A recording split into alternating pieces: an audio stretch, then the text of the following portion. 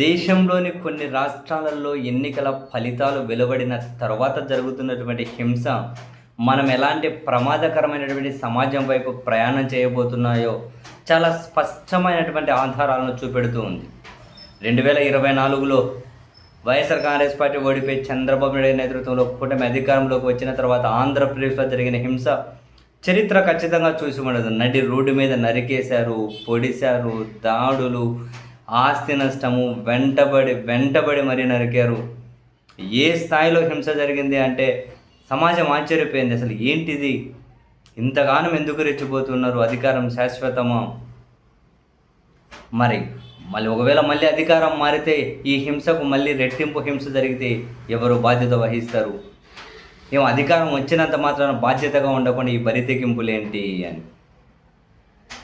ఇప్పుడు తాజాగా పశ్చిమ బెంగాల్లో అలా ఫలితాలు పూర్తిగా కూడా వెలువడక ముందే అసలు ఒక ట్రెండ్ స్టార్ట్ అవ్వగానే బీజేపీకి అనుకూలంగా ఉంది అని అసలు పశ్చిమ బెంగాల్లో జరిగిన ఆ హింస విజువల్స్ చూస్తే బాబోయ్, దాన్ని మద్దతు ఇచ్చేవాళ్ళు చాలా సింపుల్గా చెప్పే సమాధానం ఏంటి, అంతకుముందు వాళ్ళ అధికారంలో ఉన్నప్పుడు ఎంత రచ్చ చేశారు.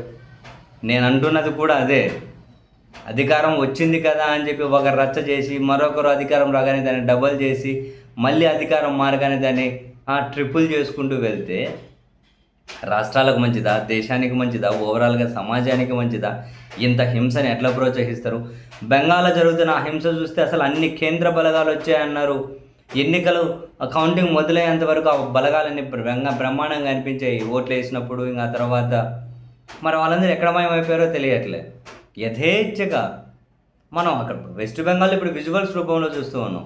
ఆంధ్రప్రదేశ్లో డైరెక్ట్గానే చూసాం మనం లైవ్లలోనే. అరే నడి రోడ్డు మీద నరికేశారండి. ఎన్ని దాడులు, ఎంత హింస. బహుశా 2 ఏళ్ళు దాటిపోయి 3వ సంవత్సరాలు అడుగు పెడుతూ ఉన్నారు. సమాజం ఏమైనా ఆంధ్రప్రదేశ్ మర్చిపోయి ఉంటుందా అంటే నువ్వు నేను మర్చిపోయి ఉంటామేమో. ఆ హింసకు బాధితులుగా మారిన వాళ్ళు మర్చిపోరు కదా. వాళ్ళ టర్న్ కోసం అయితే వాళ్ళు వేచి చూస్తూ ఉంటారు కదా. అధికారం మారితే అటువంటి వాళ్ళే బాధ్యతాయుతంగా ఉండాలి, సంయమనంతో ఉండాలి. అప్పుడే ఏ రాష్ట్రమైనా, దేశమైనా, సమాజమైనా ప్రశాంతంగా ఉంటుంది. అలా ఉండకుంటే ఏంది పరిస్థితి అని. అధికారం అంటే ఇంత విచ్చలవిడిగా చేతుల్లోకి తీసుకోవచ్చా? అధికారం అంటే ఇంత విచ్చలవిడి హింసనా? అధికారం చేతిలోకి రాగానే అంటే ప్రజలు మీరు హింస చేసుకోండి అని చెప్పి లైసెన్స్ ఇచ్చినట్లుగా భావిస్తారా వీళ్ళు? ఏం అర్థం కాదు. ప్రశాంతంగా ఉన్న రాష్ట్రాలను, ప్రశాంతంగా ఉన్న దేశాలను ఎంత హింస వైపు నడిపించేస్తున్నారు. బాబోయ్, నిజంగా కొన్ని చూస్తే ఎంత భయం వేస్తుందో.